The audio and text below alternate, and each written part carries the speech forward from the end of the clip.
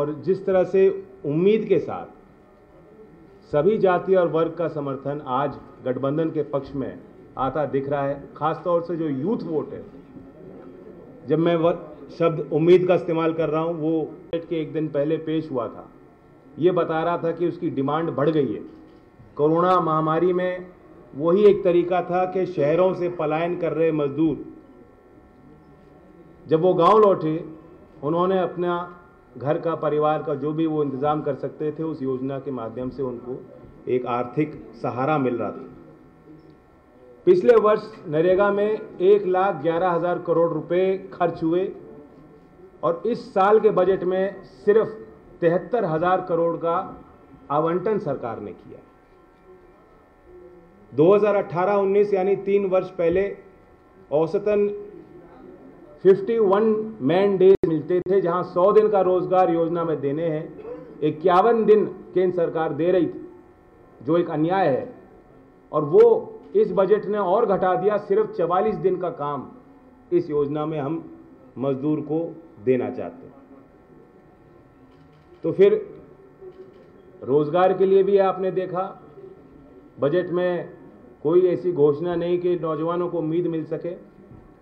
और किसानों के लिए मोर क्रॉप पर ड्रॉप, जो एक नई योजना प्रधानमंत्री ने चालू की थी। पिछले साल का बजट 4,000, इस साल का बजट 2,000 करोड़, आधा कर दिया।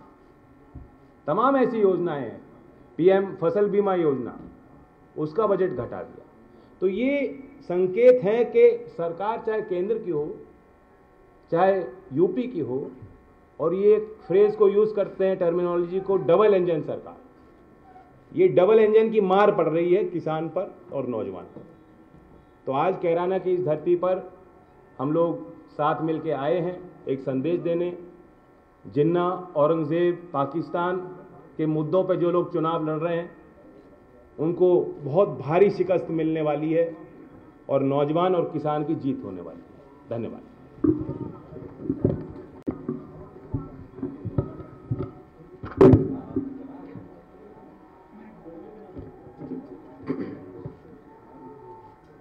हमारे साथ प्रेस में जयंत चौधरी जी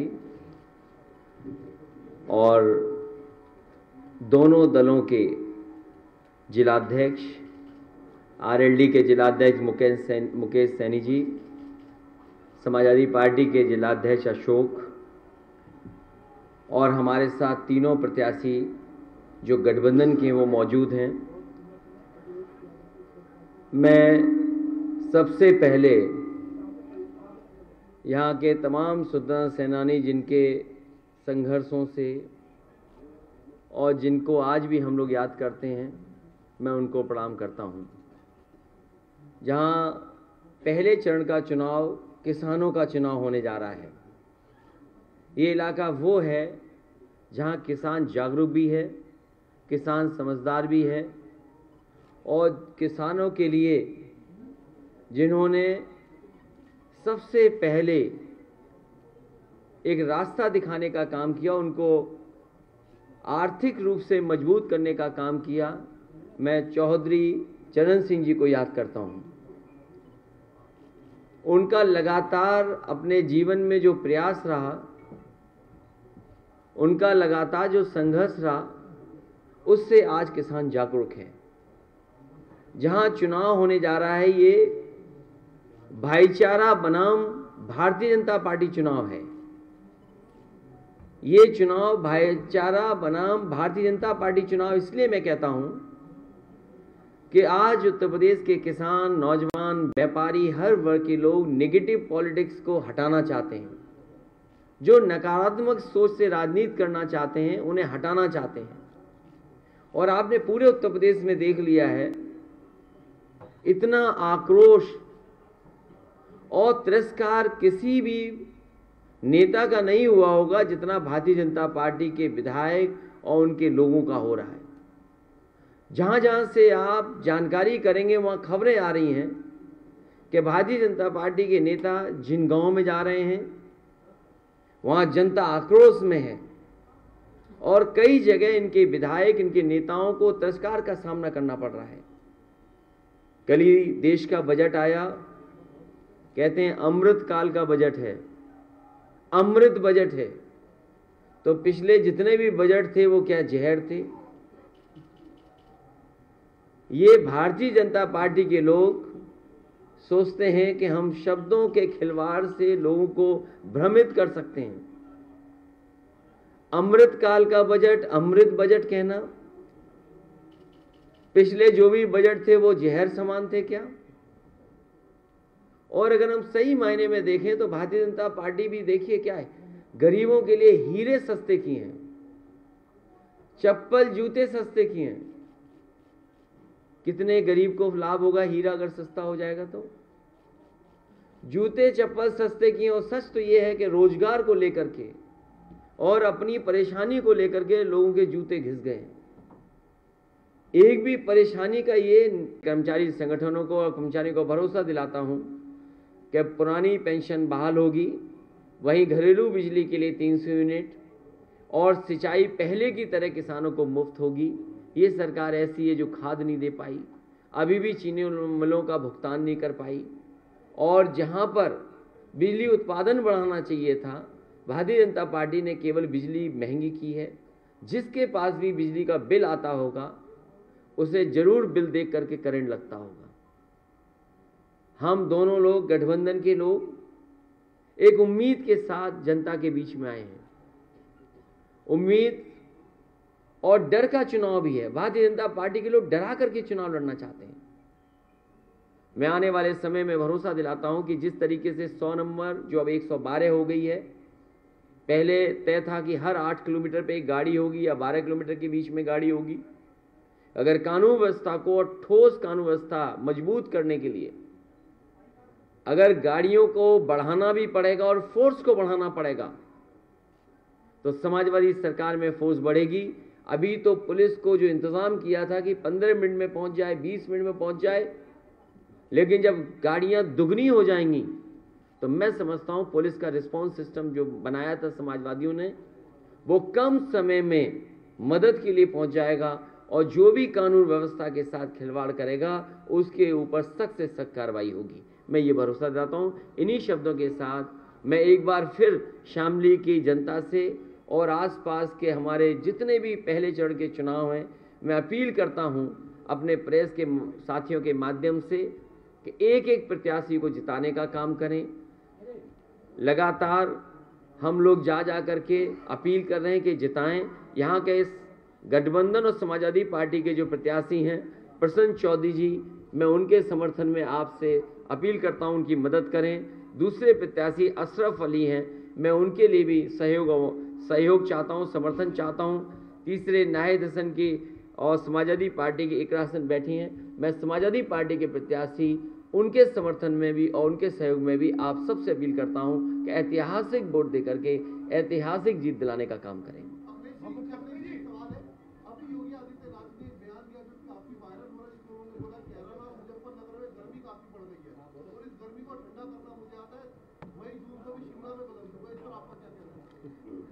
आप मुख्यमंत्री जी से क्या उम्मीद कर सकते हो? मुख्यमंत्री जी ये बताएं कि बिजली का बिल सस्ता होगा कि नहीं होगा। और मुख्यमंत्री जी की भाषा ये पहले दिन में नहीं सुन रहा हूं, पहले दिन की ये बात नहीं है जिस तरीके से वो बात कर रहे हैं। और मैं तो कहूंगा कि इलेक्शन कमीशन इस बात की नोटिस ले कि एक मुख्यमंत्री की भाषा ही नहीं हो सकती।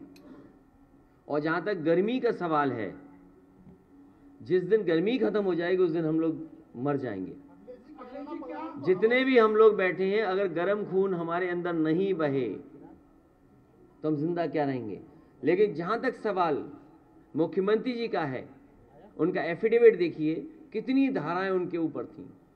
भारतीय जनता पार्टी सोच रही है कि गलती तो नहीं करती उन्हें मुख्यमंत्री बना करके।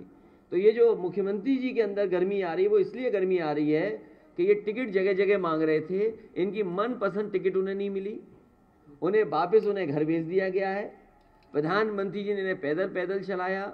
जो पैदल पैदल चल रहे हैं और बेदल हैं, कभी मुख्यमंत्री से पूछिएगा उनका दल कौन सा है, क्या वो भारतीय जनता पार्टी के सदस्य हैं? और भारतीय जनता पार्टी ने तय किया है कि जिस तरीके से इन्हें पैदल पैदल चलाया, आने वाले समय में इनको कुछ मिलने वाला नहीं है, इसलिए इनकी भाषा बदल गई है। और जब से गठबंधन के लोग और गठबंधन के लोगों को समर्थन मिला है, इनके चेहरे पर तोते उड़ गए हैं।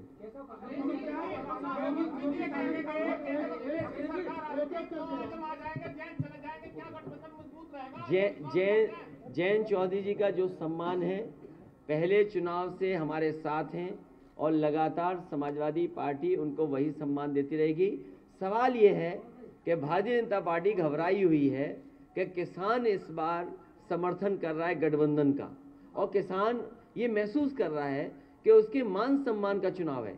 क्या लोग भूल जाएंगे वो जीप चढ़ा दी गई किसानों के ऊपर जिनकी जान चली गई? क्या भारतीय जनता पार्टी के पास उसका जवाब है कुछ?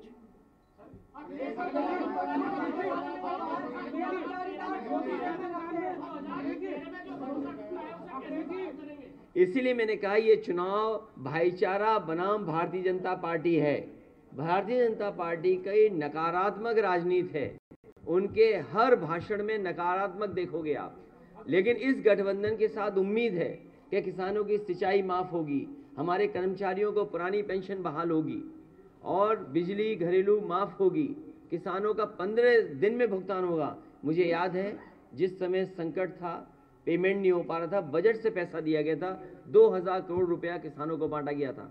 आने वाले समय में तय किया है कि चाहे फार्मर्स कॉर्पस फंड बनाना पड़े, फार्मर्स के लिए कहीं से फंड अलग से रखा जाए जिससे कि किसानों को धरना न देना पड़े, ये व्यवस्था लाने का काम समाजवादी लोग करेंगे।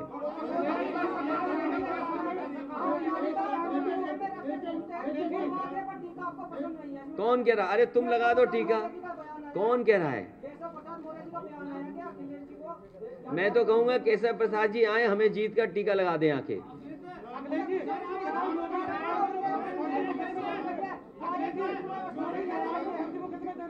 हैं? ये देखिए वो कंफ्यूज हैं। जब से हमारी और जयंत चौधरी जी की केमिस्ट्री बेहतर हुई है, और केमिस्ट्री को हिंदी में कहते हैं रसायन, और जो लोग पलायन की बात कर रहे हैं, उनका राजनीतिक पलायन उत्तर प्रदेश से होने जा रहा है। ये भाईचारा का चुनाव होने जा रहा है। सब एकता पसंद कर रहे हैं, गंगा जमुनी तहजीब को पसंद कर रहे हैं। केवल भारतीय जनता पार्टी को अपनी उपलब्धियां न बतानी पड़ जाएं, इसलिए जानबूझ करके जनता को भ्रमित कर रहे हैं।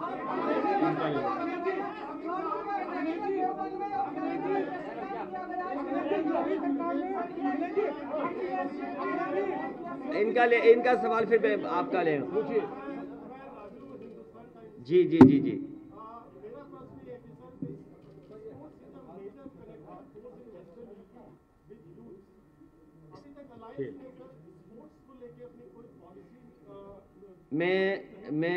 मैं कई बार देखता हूँ नौजवानों को अपनी नौकरी को लेकर के या खेल में कहीं न कहीं प्रतिभागी के रूप में शामिल होने के लिए देखता हूँ, सड़क में, खेत में या जहाँ भी टेम्परेरी व्यवस्था कर लेते हैं। मैं सभी खिलाड़ियों को भरोसा दिलाता हूँ, जिस समय नेताजी ने शुरू किया था यश भारती सम्मान और लगातार खिलाड़ियों को दे रहे थे, उनका भोजन, पौष्टिक आहार बढ़ाना, स्पोर्ट्स फैसिलिटीज़ को, स्पोर्ट्स इंफ्रास्ट्रक्चर के लिए मैं ये भरोसा दिला सकता हूँ कि वेस्टर्न यूपी में बड़े पैमाने पर लोग जाते हैं खेल में और खेल में रुचि रखते हैं। आने वाले समय में अगर हमें ब्लॉक स्तर से नीचे भी जाना पड़ा दौड़ने के लिए और सुविधाएं देने के लिए, स्पोर्ट्स इंफ्रास्ट्रक्चर बनाने के लिए, तो समाजवादी पार्टी विचार करेगी। मैं आपको उदाहरण दे सकता हूँ, बागपत में सुखिंदर तोमर अर्जुन अवॉर्डी प्लेयर थे। एक बार उन्होंने कहा कि उनके गांव में बहुत से बड़े खिलाड़ी हैं, वो चाहते हैं कि एक स्टेडियम बन जाए। उसी समय सरकार ने फैसला लिया, आप पता करिए, वहाँ पर स्पोर्ट्स को लेकर के और खासकर कुश्ती को लेकर के एक अच्छा इंफ्रास्ट्रक्चर तैयार कर दिया है। आने वाले समय में वेस्टर्न यूपी में स्पोर्ट्स इंफ्रास्ट्रक्चर के लिए अच्छा काम होगा और प्रायोरिटी पे काम करके समाजवादी पार्टी दिखाएगी।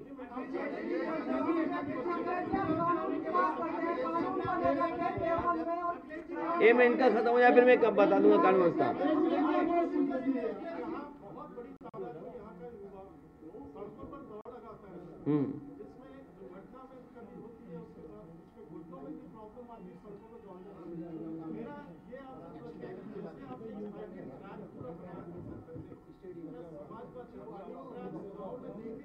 अगर मैं ठीक है, मैं पत्रकार साथी का सुझाव है, क्योंकि मैं मैनिफेस्टो में ये चीज़ लाना चाहता था, लेकिन क्योंकि आप शामली में सवाल पूछ रहे हो, क्योंकि बच्चों के पास बहुत अच्छे शूज़ नहीं होते हैं और क्योंकि वो बहुत ज़्यादा रनिंग करते हैं, उनके पास कोई एडवाइस करने के लिए, सलाह देने के लिए भी कोई ऐसा एक्सपर्ट नहीं होता है, तो वो जो प्रयास करके अपने ही से सीखते हैं। मैं भरोसा दिला सकता हूँ कि गांव स्तर पे भी अगर हमें रनिंग ट्रैक देना पड़ा, लेकिन उसमें ज़मीन की थोड़ा सा मदद सहयोग अगर ग्राम वाले करेंगे तो बहुत ज़्यादा पैसा खर्च नहीं होगा।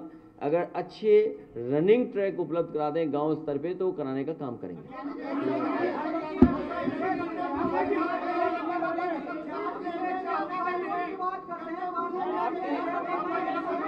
अरे ऐसे तो किसी का सवाल नहीं सुन पाएंगे।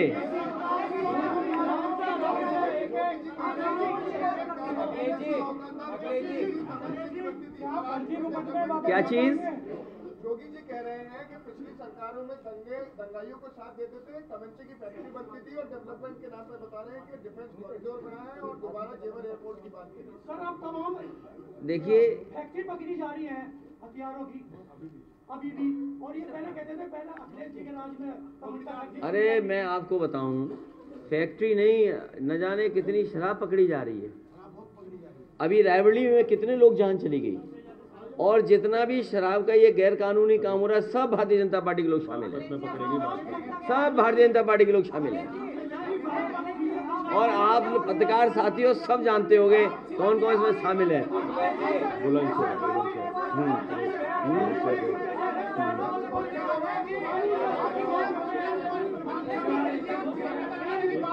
क्या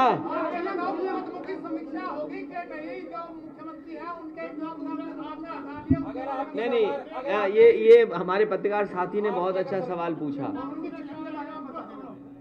हमारे उत्तर प्रदेश के मुख्यमंत्री पर बड़े पैमाने पे धाराएं लगी थीं और डिप्टी सीएम पे भी लगी थीं। दोनों पे जितने मुकदमे थे इतने तो आईपीसी में सेक्शन नहीं बने हुए। जहां तक समीक्षा का सवाल है, मुख्यमंत्री जी पर गंभीर धाराएं हैं, अगर कोई दरखास्त देगा तो उस पर विचार किया जाएगा।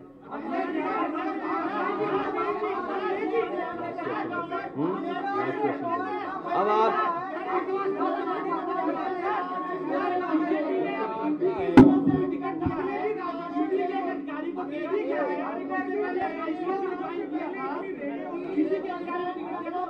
समझ लो, देखिए ये भारतीय जनता पार्टी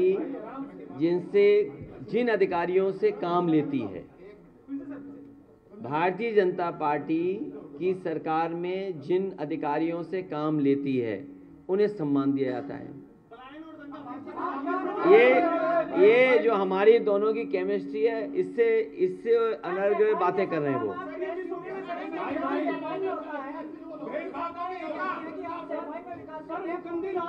अच्छा ये बताइए, नहीं, ये हमारा साथी पोर्टल के हो गए। अच्छा दैनिक जाने तो हमारे पड़ोसी हैं, उन्हें पता ही नहीं है कि विकास कितना गया। मैं तो चाहूँगा कि जितना विकास समाजवादियों ने किया आज भी वो काम दिखाई दे रहा होगा।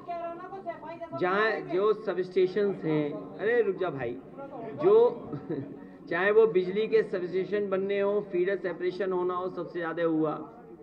आसपास के जितने भी फोर लेनिंग का कर सकते थे, जहाँ सहयोग सरकार से मिलना था वो भी दिया, प्लस फोर लेनिंग को भी बढ़ाया। जो आज बिजली मिल रही है, मैं बहुत जिम्मेदारी के साथ कह रहा हूँ कि जो बिजली आज उत्तर प्रदेश को मिल रही है, ये सब की सब समाजवादी सरकार या पुरानी सरकारों की बनाई हुई है।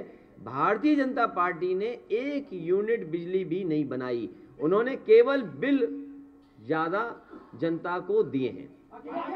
आखिरी सवाल हमारे चुप बैठे पत्रकार साथी का।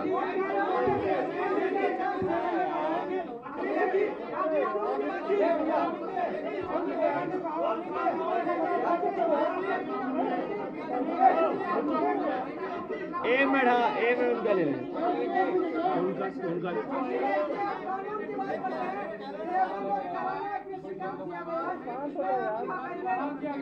कौन सा बार है? यादव परिवार के खिलाफ आपने गांधी परिवार को अपना प्रत्याशी है। अच्छा,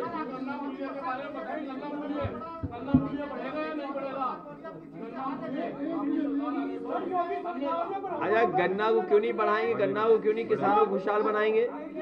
किसानों को खुशहाल बनाने के लिए, लगातार उनकी मदद करने के लिए, आर्थिक रूप से मदद करने के लिए गन्ने की कीमत बढ़ेगी। और जब भी समाजवादी आए होंगे तो गन्ने की कीमत बढ़ी होगी। ये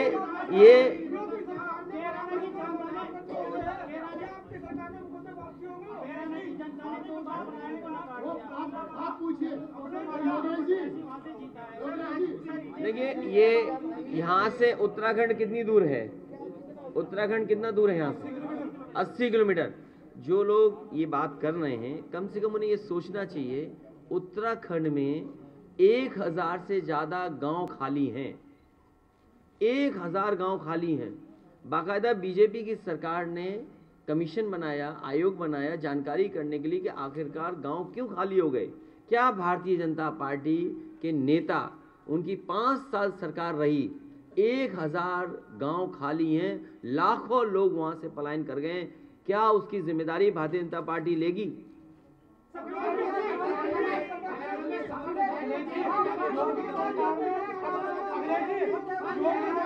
कैराना से लखनऊ पहुंचने के लिए एक्सप्रेसवे बनेगा जो कम समय में पहुंच जाओ। मैंने अच्छा, आखिरी घोषणा आखिरी बात फिर हम लोग जा रहे हैं। मैंने जिस समय आरएलडी और समाजवादी पार्टी के मिलकर के सांसद को जिताया था, उस समय मैंने ये कहा था कि इस हिस्से में जोड़ने के लिए अगर एक्सप्रेसवे बनाना पड़ेगा तो चलो, बीजेपी वालों ने गंगा एक्सप्रेसवे तो शुरू किया है, लेकिन बनाएंगे हम ही लोग। और इस हिस्से को आपसे जल्दी लखनऊ पहुंच जाए, 5 घंटे से ज्यादा समय न लगे, ऐसा एक्सप्रेसवे बनाएंगे जिससे आपकी लखनऊ की दूरी कम हो जाए। एक मिनट पूछिए, क्या कह रहे हैं?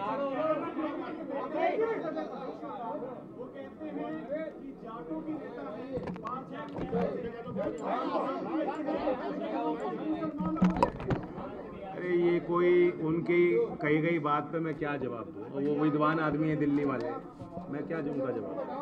हम देते हैं टिकट, जिसकी भागीदारी होनी चाहिए, सब वर्गों को हमने टिकट दिया। अगर आप गठबंधन के प्रत्याशियों को देखोगे, सभी जाति के लोगों को मौका मिला। नहीं, आपने लखनऊ, एक मिनट, मैं एक बार कहूँ, पत्रकार साथी भाई, ये बताओ, पति पत्नी की टिकट क्यों काट दी? भाई ये हमसे टिकट पूछ रहे, हमने किसी को क्यों टिकट दे दी?